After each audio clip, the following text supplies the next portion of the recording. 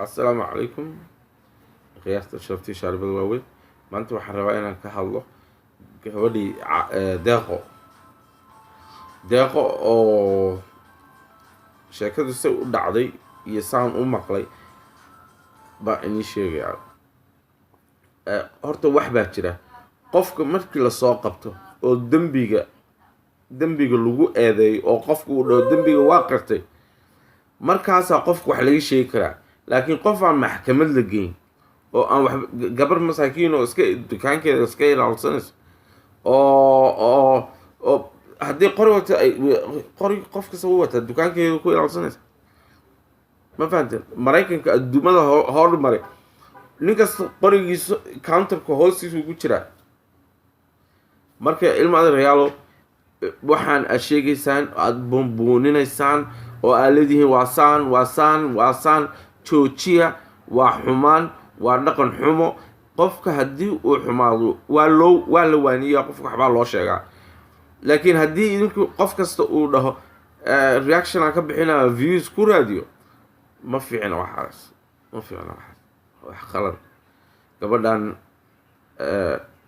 gaalkacyo 2 sanayba joogtay, 2 sanona way dadaashay, dukaan bay lahayd, gaari bay lahayd, maasha allah, ilmaa ka saqiiray. waxaa laga yaabaa gabadha haddii in yar inay xanuunsan tahay, because qofka haddii ilmo ka dhinto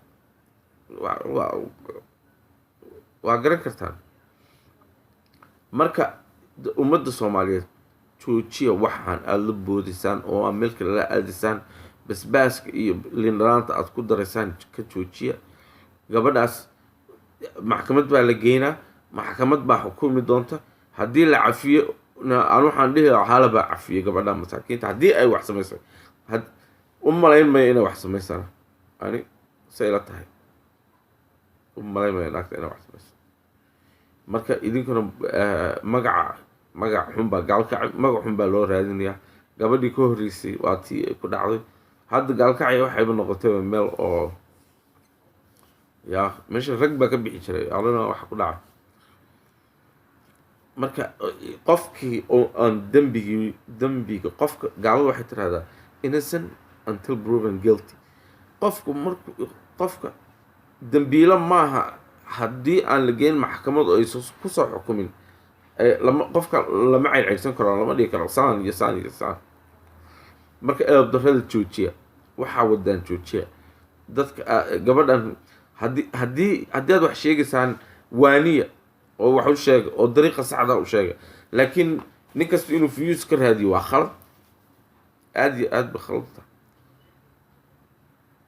gabadha gaalkacay 2 sanay joogtay, 2 sano way iska shaqaysatay, way iska xamaalinaysay.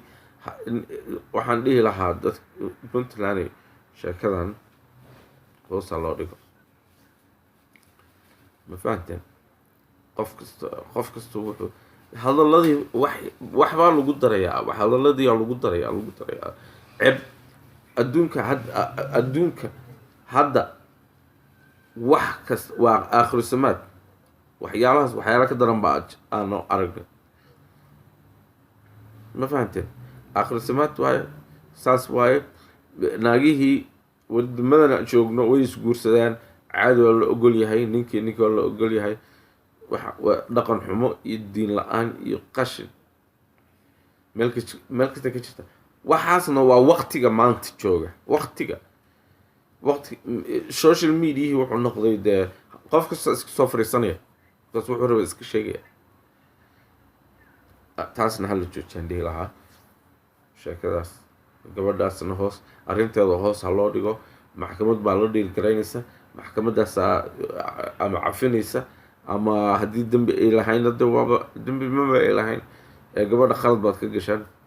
marka ilmaada reer laga joojiya nacnacda, basbaaskiina iyo liintiina meel kale la aada. gabadhaas gabar ilma leh waaye, dukaan iska haysato maskiinada. walaalaheed baan dhegaystay, dadkii o dhan baan dhegaystay. qof waxuun ka sheegayna maa. qofku waxyaalo badan oo ay leeyihiin oo dharka raggii xiran jirtay iyo dharka raggii xiran jirtay. gabadha haddii cawradeedii ay isa muuqan, wax loo caaxaysado waa daro. intaasaynu kaga baxayaa. halkaasaan inaga baxayaa. gabadhaas usoo duceeya haddii ay sheekadaas jirto, usoo duceeya, waaniya wax, laakiin wax kale hagsheegin, hala dhaaf. Intaas iyo next video.